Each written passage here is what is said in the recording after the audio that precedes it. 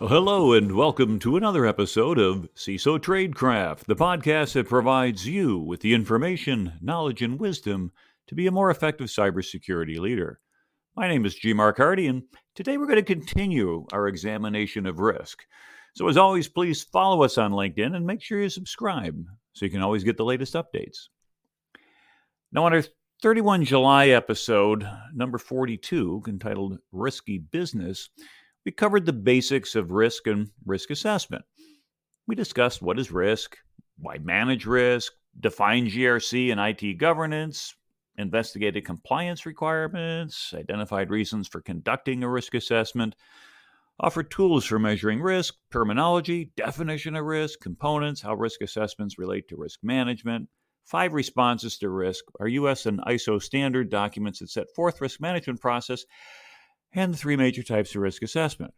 Now, if you haven't listened to that episode already, let me suggest that you add that to your podcast list. Now, what we're talking about today certainly is understandable on its own, but having that baseline of knowledge is really important in your professional capacity as a security leader. So today I want to start out with a FAIR risk model.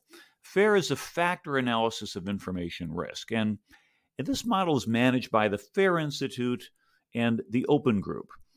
And the model is represented kind of almost like a org chart. And I want to kind of walk you through it. Again, I don't have anything visual up in front of you right now because it's a podcast, but let me explain a little bit. At the very top, we have the concept of risk. Now, risk is going to consist of 2 major components: loss events frequency and then loss magnitude. Basically, how often can it happen, and then how bad can it occur? Now, when it comes to loss event frequency, how often can it occur? You've got your threat event frequency, which is how often does the threat or the bad actor show up, and then the vulnerability, what is your exposure of your asset to that particular threat? And then we can break those down even further. Your threat event frequency is a product of how frequently will that threat come in contact with you, and then what's the probability it's going to take action. Now, I'm going to walk through this in a couple minutes, so don't worry about it. I'll give you a couple examples so this will all settle out. Vulnerability could be a combination of threat capacity, how strong is this threat, and then what's your resistance? Can you hold off on it? That's kind of the left side. So loss event frequency, breaking into the threat event frequency and your vulnerability, and each of those breaking down a little bit more. On the right-hand side, loss magnitude is your primary loss and your secondary loss. And then in your secondary loss, how often does that happen and what's the magnitude? Okay, a lot of terminology thrown at you really early in the podcast. So let's break it down and take sort of an example.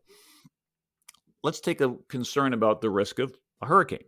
All right, so I have a home in Florida, and therefore, during hurricane season, that's something that we're concerned about. What's the risk? Do you go ahead and A, even move to Florida?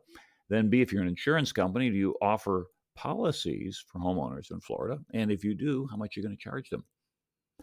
And so this represents a business decision. And so let's break it down in this FAIR model. So we talk about the risk, and in this particular case, we're talking about the risk of a hurricane damaging your home. We say, first of all, what's the loss event frequency? How often do hurricanes show up in Florida? We can figure that out. There's a lot of data. There's over 100 years worth of information that allows us to estimate what our loss event frequency is going to be.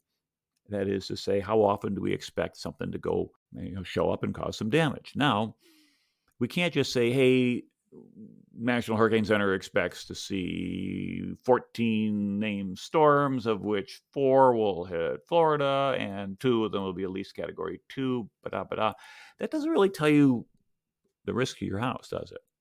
So we find out then we have to go a little bit more detail. So when we break down that loss event frequency to get a meaningful number, we have to look at the threat event frequency and then your vulnerability. Now, that hurricane data starts to come a little bit more useful. Hey, I can look at the number of hurricanes, how bad they're going to be, how often they're going to occur. That's my threat event frequency.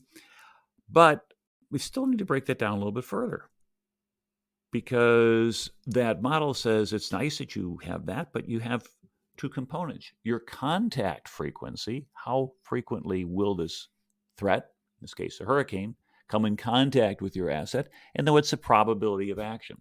Now we're actually kind of getting down into the details.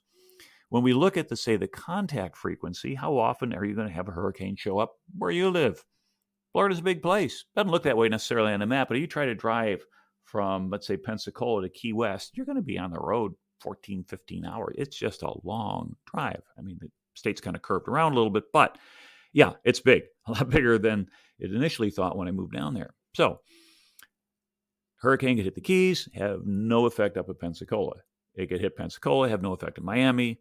It could hit Jacksonville, usually doesn't, or Tampa, usually you don't have a whole lot there. And you find out then that your contact frequency then becomes a lot more specific. Yes, we know that there's a threat out there. Yes, we know they occur so many times, but how many times will they come in contact with you? Now, when I moved down to the Tampa area, I remember they said, oh, this is special. We haven't had a hurricane since the early 1920s. It's been like 100 years. Well, we've had 2 or 3 come through in the last several years. And instead of people saying, oh, yeah, this is a magic place, it's on the west coast of Florida, and then hurricanes have to kind of curve around, it doesn't do that way. It depends on how you look at risk. We'll talk a little bit later about Monte Carlo analysis, but if you think about a casino and going to a roulette wheel, 38 numbers on a typical roulette wheel, and if you did 100 spins, you would statistically find that some of these numbers are going to have 0 or 1 or 2, maybe even 3 hits, might even be 4. Probably not going to have 38. But statistically, it's not unreasonable after only 100 spins to have some number that has not yet come up. Now, after 100,000 spins, they're all going to average out. And so if you have a short observation period, it's very difficult to figure out what the actual numbers are. And so my thought is when I moved into the Tampa area is that, statistically, we've just been kind of on a dry spot. Now, when I grew up in Buffalo, we used to kind of root for the Buffalo Bills all the time, and they had gone through some really long losing streaks. Northwestern lost 38 games in a row. And so we would root for our football team on what we call the due theory. Hey, we're due for a win. I mean, we can't keep losing forever. But of course, that doesn't really have a basis in logic with respect to risk. We have to go ahead and consider independent events independently. So now we have the contact frequency. How often is a hurricane going to come to my town? And then the probability of action. Is it actually going to do some damage to you? The combination of that is going to give you your threat event frequency. Yeah, a hurricane came by. Remember, Hurricane Hermine came by. It just clocked in at exactly 74. So it barely qualified as a hurricane. Went out to the beach, watched it. Yeah, a lot of rain, a lot of wind, not a lot of damage. All right. And so in that particular case, our loss event wasn't so bad. Well, the other half of loss event frequency, in addition to your threat, is your vulnerability. Now, if I'm in a home that's built to post 2001 Miami-Dade building code, then that means your ground floor is all cement block and your roof is held on there with toenails, not that kind of toenail, but nails that are hooked in there, and then attachments. There's a lot that goes in there to a modern building. And as a result, you've got a pretty solid resistance to a hurricane. So your vulnerability is broken down to threat capability and resistance strength. Now, if you're in a manufactured home, also known as a trailer, you're probably a lot more at risk because it's not going to do so well. And then the threat capability is what we would typically think of as a hurricane strength. Is it a category 1, 2, or 5? All right.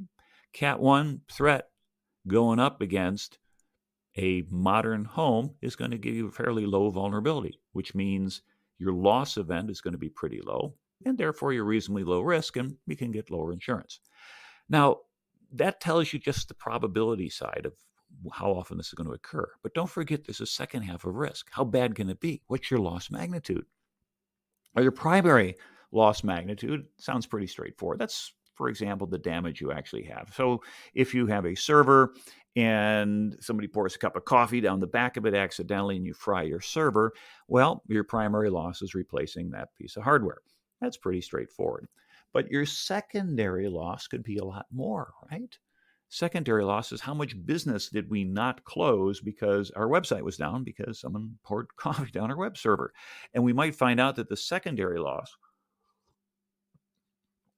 could be significantly worse than the primary. And it doesn't have to be coffee or a server lost business. It could be things such as legal actions and getting sued in court or regulatory fines, etc., as a result of what happened. Well, now that if we go ahead for that loss magnitude, primary loss could be, for example, damage to your house, but secondary loss might be disruption for your family, etc. Now we've got kind of a bigger model to take a look at. And we've got inputs that allow us to then calculate up to an element of risk. From that, we can make a business decision based upon the loss event frequency and the loss magnitude as we broke it down into those lower terms again. And we'll provide you links so that you can go ahead and take a look at that visually. But the FAIR model then is a way to really quantify the values of risk. And compare that, for example, to a risk matrix. We might have seen things such as, well, we have a low likelihood or a medium impact, or a heat map that says this is a green and this is a blue, and so therefore it comes to a green, or this is a yellow and a red. All those are different ways to express risk. But to a large extent, there's some, hand waving involved when we go ahead and we try to provide that qualitative risk assessment display. FAIR allows us to go ahead and get more into the quantitative values. And what we're looking at then is we want to have a mathematical approach to estimate our risks. So for example, if I have an output of my FAIR model, it says, I go to management and said, I've got a 90% confidence that if we encounter a ransomware attack in the next year in our current environment with our current defenses, our costs are likely to be between $3 and $5 million. Well, that's a statement I can take to the board because I've now been able to quantify something with a pretty high confidence factor. And of course, anything that we're talking about here in cybersecurity, ultimately for us as a leader, has to turn into a business decision. And the board could have different responses. They can accept that risk. Yeah, we can live with that. We'll take our chances. If they want to take their chances, then they can accept that risk. But remember, do not accept risk on behalf of your organization if it is not your place to do so. We had found situations in the past, Jerome Caviel with Societe Generale and Nick Leeson with Barings Bank, where employees were not that high up in the hierarchy accepted a fantastic amount of risk in the billions and lost as a result of making some really bad trades. And that was a result of a failure of controls and things like that that allowed people to actually do something like that. Nonetheless, accepting risk is typically ought to be kicked up the stairs to the appropriate level. Now, we provide in many organizations a threshold at which point you can make a decision. Federal government does that. They say below a certain dollar value, just put in your corporate credit card, government credit card. We're not going to have to go through a whole RFP process to go ahead and acquire something for a few bucks. However, if it's a larger risk, someone more senior should take that decision. So we could accept it. We could mitigate it. Now I can better evaluate if the cost to fix it is worth it. So I understand, talking to our CISO as a board member here, that you have 90% confidence that if we don't do anything differently, that within the next year we may be looking to a $3 to $5 million cost for ransomware. Yes, boss. All right. Well, what's your proposal? We believe that if we put this security training in place, if we put this DNS intercept in place, if we put this technology in place, whatever it happens to be, mail filtering, that we can reduce that risk significantly. And now we believe that the probability goes way down. And we think that we can avoid that $3 to $5 million cost. And now instead of it with a 90% confidence, it's maybe down to 10% chance. All right, what's that going to cost? Here's the purchase orders. They're obviously a lot less than $3 million. It's a good deal. All right, sign the dotted line. Press hard, you're making 3 copies. Best closing line ever. We could transfer the risk. Just go out and get insurance. Make it a $5 million insurance policy. But be careful, as I've mentioned before, insurance does not really ensure that your organization keeps going. Cyber risk insurance and business interruption insurance really only provide for the orderly demise of your organization, because while you're out of action, you might be able to collect an insurance check, but you're not able to keep your customers happy, as you can't deliver what they need. And then when you come back, they're like, yeah, we had to go to somebody else. We could share the risk. Basically, you could rank this risk with others, and we could figure out which ones we want to go ahead and combine it with, or you could just avoid the risk entirely. Hey, no more email. Unlikely, but that's, of course, on that list of things that we covered in the first episode of actions and responses to risk. But let's Let's go back to basics and look at the core of risk management.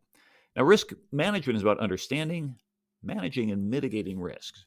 And to implement effective risk management, you need to have good executive decisions made. Now, executives need accurate forecasts and models that'll identify accurate probabilities, and this is where FAIR comes in. There's a great book called Measuring and Managing Information Risk. It's by Jack Freund and Jack Jones. Put a link to it on our show notes. You can find it on Amazon. And you can also find it at the FAIR Institute. If you're a member, I think they give you a copy. And I'm also going to reference the open group guides on FAIR risk analysis, which are available online as well. And I'm going to refer to the latter to lay out some of these foundational concepts. So these are great reference documents. And what they do is they explain the FAIR risk stack. And the open group defines this risk stack as an accurate risk model, which then allows you to make meaningful measurements, which then create an opportunity to do effective comparisons, resulting in well-informed decisions, which then means you're doing effective management. Therefore, if we follow that risk stack, a more accurate risk model gives us better management effectiveness. And isn't that what we're really all about? Now, be careful. There's a difference between risk assessment and risk analysis. Risk assessment is a broader term.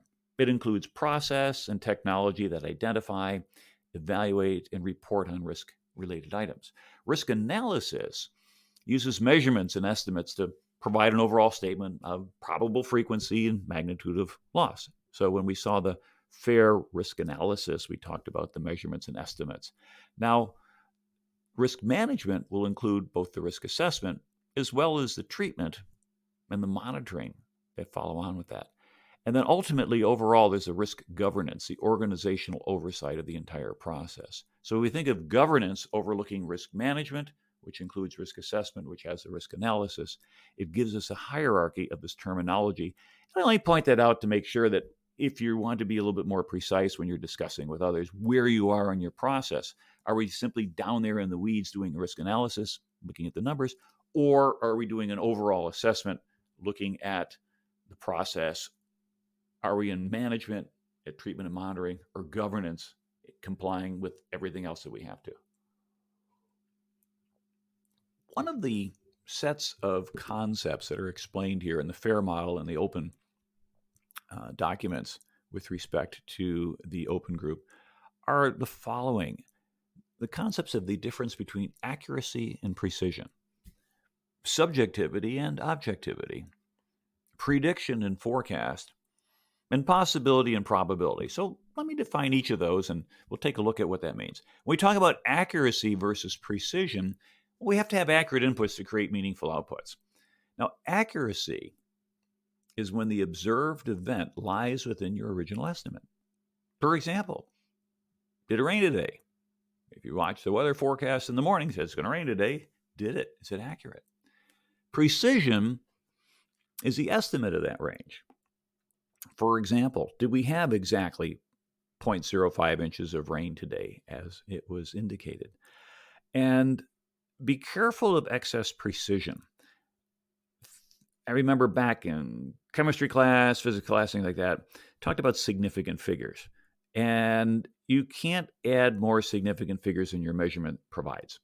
That is to say, I can't say this is 3 millimeters and that's 8 millimeters. So the area is 24.00000 square millimeter. No, I have to be able to keep my estimate, basically my output. The precision is based on the input. Now, Alexa comes to mind on that one. My wife has an Alexa. I don't like it. I call it a spy. I don't talk to her. We're not on speaking terms. And nonetheless, what happens is she'll say, Alexa, it's going to rain today. And it says, it might rain today. There is a 63% probability of rain at 2:04 p.m. with a total of 0.16 inches. Like, are you kidding me? Who comes up with that stuff? Somebody needs to listen to this podcast.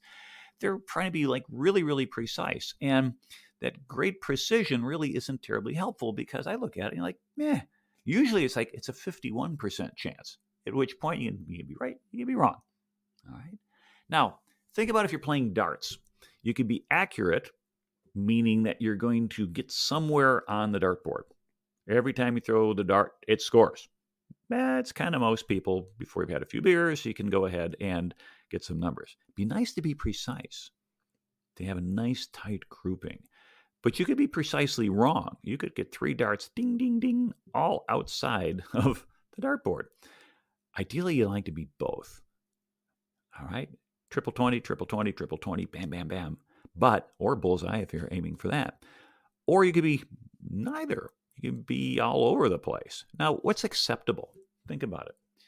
Would you rather have somebody who is precise, but could be precisely wrong, that is, misses all their shots?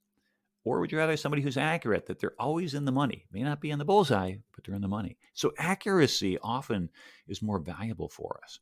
Now, to increase the probability that our estimate is accurate, we're going to reduce our precision a little bit, meaning we're going to go ahead and say, hey, it's okay if you're on the target, rather than to say you have to be in the bullseye. For example, our goal here is to come up with what we call useful precision. That term means that it's actionable.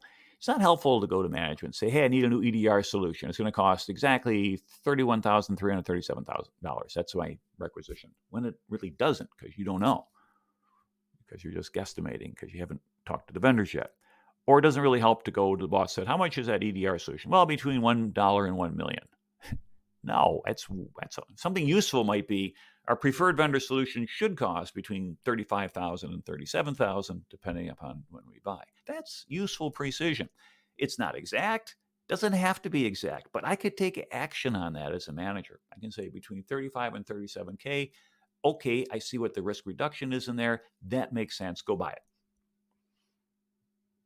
So when we talk about accuracy versus precision, be careful about trying to be overly precise.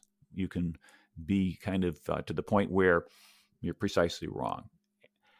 Second concept, subjectivity versus objectivity. Subjectivity is the result of biases, personal preferences, could even be lack of knowledge. And I think it was Henry Kissinger said the only way to be completely certain of a topic is to know everything about it or to know nothing about it. And today there's an awful lot of, well, to use the old term from a century ago, know-nothings. Our news seems highly subjective. We pick designer news that reflects our personal biases.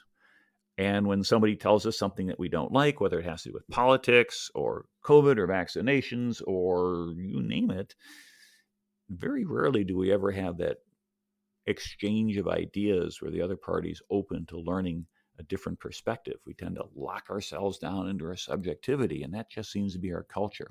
Objectivity is supported by facts and evidence and observations. Now, if you're going to be a cybersecurity expert and you're as a leader going to go talk to your management team, strive for objectivity. Even if they're very subjective people, you be the honest broker of information.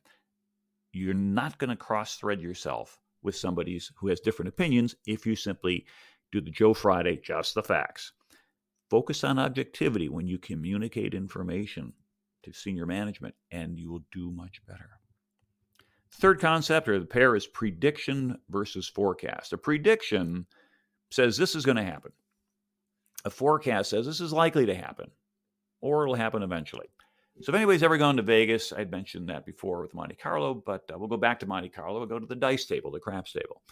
And if you play dice, the way it works is a come-out roll where if a roller establishes a point, 4, 5, 6, 8, 9, or 10, then what happens is you start making your bets. And you keep rolling with the goal that you'll eventually hit your point before you hit a 7. You 7 out, there it goes, all the bets come off the table, and then next roller takes over. Now, a prediction says, there's my next roll. Yo, 11. That one says, yo, it means that they're going to roll an 11. Money goes on the table. They hit 11, they get paid. They don't hit 11, the money comes off. A forecast is making your point. For example, you say, hey, I rolled a 6. There we go. Here's my bet. And whether it's the placing the bet or however I want to put it on there, I'm going to keep that bet going until either a 6 comes up, I win, or a 7 comes up, I lose. That's a forecast. Now, when we talk about predictions versus, for example, even probability, we can look at a deck of cards. Again, I'm trying to just pick common things that we might be able to relate to. If I draw a card from a deck of cards and predict the next card will be a king of hearts, well, you can either be right or I could be wrong. That's your prediction. The problem is, of course, you're going to be wrong a lot more times than you're going to be right. If you do this as a CISO, you're going to lose trust with your executives, and that's really not good for business. It's also bad for your reputation. Now, instead of using predictions, nothing on my sleeve, pull a rabbit out of my hat. If you remember Bullwinkle, wrong hat. Instead of saying it's king of hearts, I could say, hey, the next card, the probability of it being a king of hearts is about 1 in 52, assuming no jokers, about 2%. Now, guess what? I'm going to be right 100% of the time. Now, it's not very accurate in our predictions, but if we can try to get to the point where we can improve our numbers to become actionable, we do a little bit better. And then possibility versus probability. Something that's possible means it could happen. It's compared to probable, where I could go ahead and calculate a likelihood of things happening. And so if I'm looking at probability, and we'll go back to the dice table, I have a friend who likes to go to casinos, and I happened to be in Atlantic City on the 7th of July in 2007. All right, so 7 of 7. And he said, that's a lucky day. I was walking by one of the casinos. I don't do a lot of gambling. I got business and math degrees and things such as that, and so it doesn't excite me. But I happened to notice that where they have the display where it shows the rolls that had occurred, there is 7, 7, 7 in a row. And I took a picture of that on my cell phone and sent it off to my buddy saying, here you go. You went ahead, and is it possible? Did you get 3 7s in a row at the roulette table? Yeah, I saw it. I didn't watch it happen, but it was there up on the indicator. Now, what's the probability? Well, it's 1 in 38 times 1 in 38 times 1 in 38, and that's several tens of thousands to 1 or something like that. Pretty unlikely, but it is possible. Now, I would more focus on probability than possibility, but Sherlock Holmes, Sir Arthur Conan Doyle, had said basically once you've eliminated the impossible, whatever remains, however improbable, is the answer. So remember that when you're doing risk or you're doing a security investigation and you're like, well, I just can't figure it out. Eliminate everything that's impossible. And whatever remains, however improbable, could be your answer. Okay. How do we make decisions using risk? We all have limited resources. We need to run a cyber department like any other business. So we have to look to defend against risks that are realistic. For example, we talked about the hurricanes, and there's a big difference if you're planning for a hurricane in Florida versus planning for them in Nevada. So focus on the things that are likely to cause material loss to the company. If you're out in Nevada, you might want to worry about what happens when we run out of fresh water or the Hoover Dam.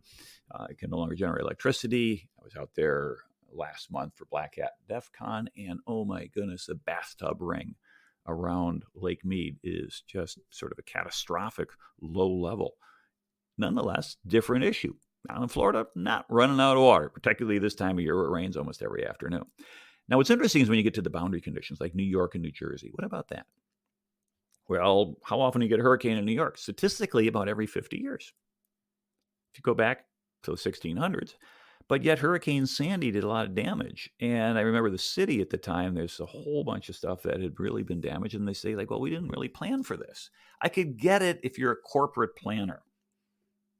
You don't need a 50-year timeline to think about the risk of this or that or the other thing like that. But if you're government, maybe you do need to think about something on that longer scale to say, what if this improbable but not impossible events? And of course, New Jersey recently had, I think it was when Hurricane Ida came up through and did a lot of damage there as well, even though it had kind of done a big left hook coming up from the Gulf. And so now we're starting to see that in the past, under normal weather patterns, once every 40 or 50 years, maybe we get lucky, don't have to deal with it. It seems that we have to expand our realm of possibilities now to include a higher probability of events that in the past weren't. And things change, and you average it out over 100 million years, and it's all going to be about the same. But we have short periods of observation, and we try to go ahead and make effective predictions based upon that. Ultimately, it's the uncertain. That's what risk is, measurable uncertainty. We have to come up with some answer. Now, a key part of using the FAIR risk model is getting accurate estimates.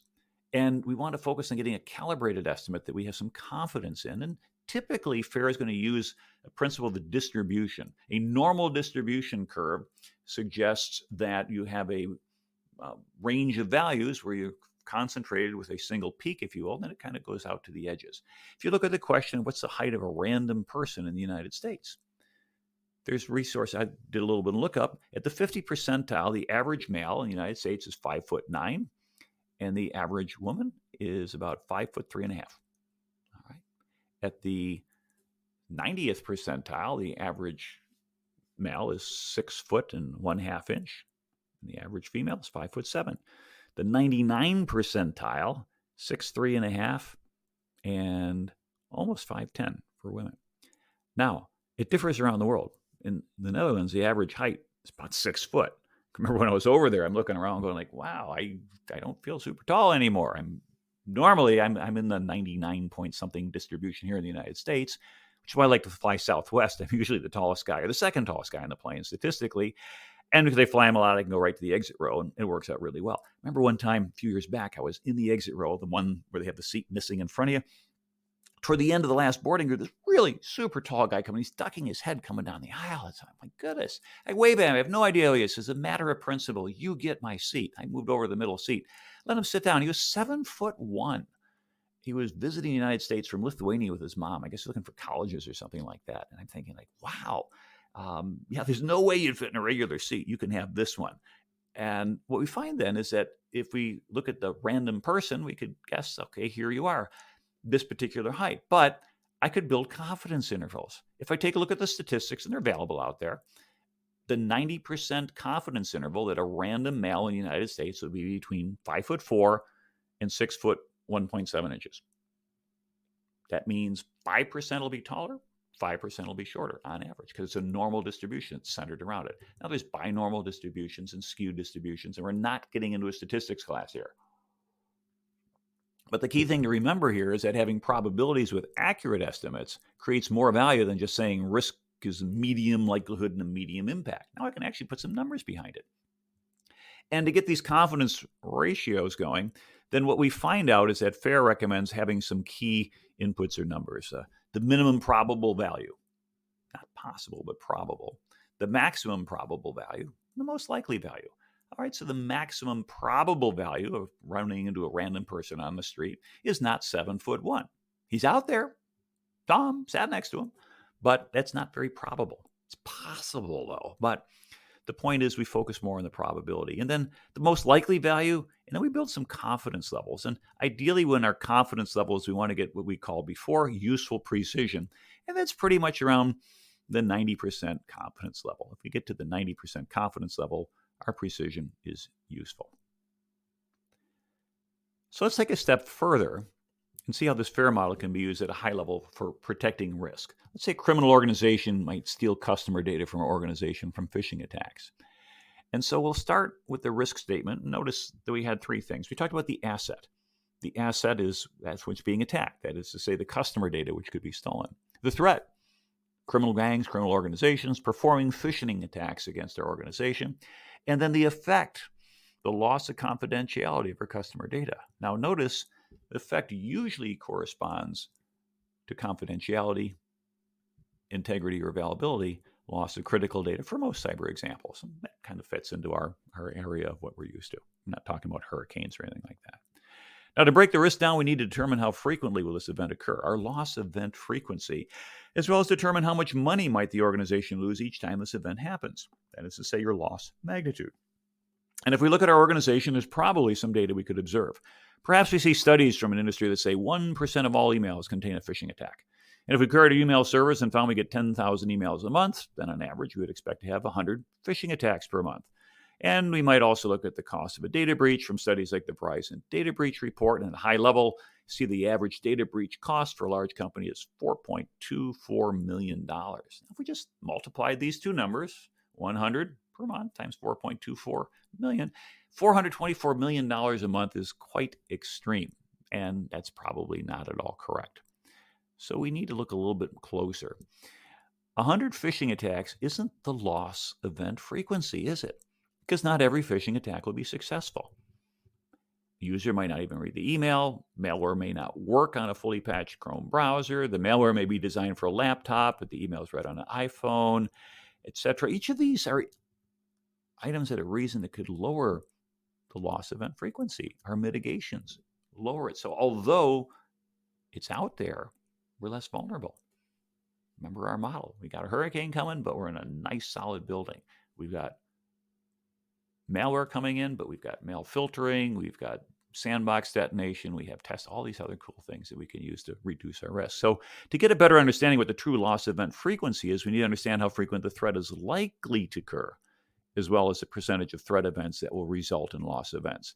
So we think that our antivirus, our email security, our web proxies, our data loss prevention solutions lower the vulnerability or the threat of a successful loss event by 99%. Now we're really down to about one attack per month to worry about. Now, loss magnitude is another item we can deconstruct. Typically, it's broken down into two key areas, as we said before, the primary loss or secondary loss. The primary loss is a direct impact, and the secondary loss is a result or could result from damage to other stakeholders. Sure, loss examples could be in the form of pretty much 6 types. A loss of productivity. If your payment system goes down, your sales staff can't close the deal. The cost of responding to an incident. That could occur from legal counsel, forensic fees, breach notification, etc., hiring in consultants, etc. The replacement cost, replace or repair an asset that's lost or damaged or destroyed.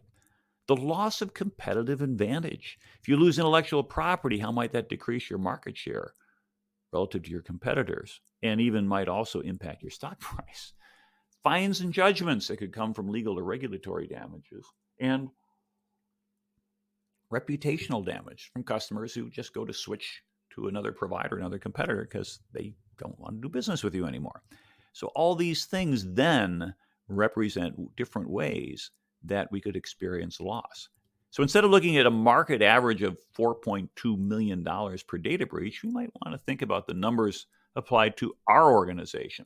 So let's say we have 10,000 customers in our database. If we believe the average cost of data loss is $200 per record, because we have healthcare data, then the estimated monetary loss from the system, if all of our records are compromised, would be about $2 million. Now you can look at the Verizon data breach report, which will show you that most customer data is valued between $150 and $200 per record, depending upon the type. Usually healthcare and financial data are the most expensive. And if we put all this back together, we can see one event per month at a $2 million breach cost is a rough order estimate. Now, FAIR also introduces the concept of a Monte Carlo simulation, because what happens if you have a complex model instead of a simple normal curve? We could then use computers to simulate thousands of events and then determine how likely something is to play out. So rather than simply saying we have one data point of one event per month at 2 million, we can simulate 10,000 events, come up with a distribution curve, and we might see in these simulated events that one event where the attack is blocked would have caused maybe $6 million of loss, or one successful attempt where there's $800,000 of loss, or etc. And sometimes we might find out that event that the attack is blocked, no loss, attack we thought it was blocked, it's not blocked, all of a sudden it got through. What about if this went there? What if it went left? What if it went right, etc.?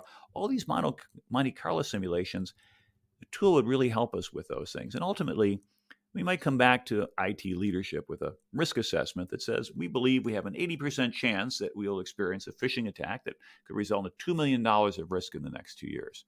So 30% chance it could be as high as $5 million. Now, here's where you play your other card.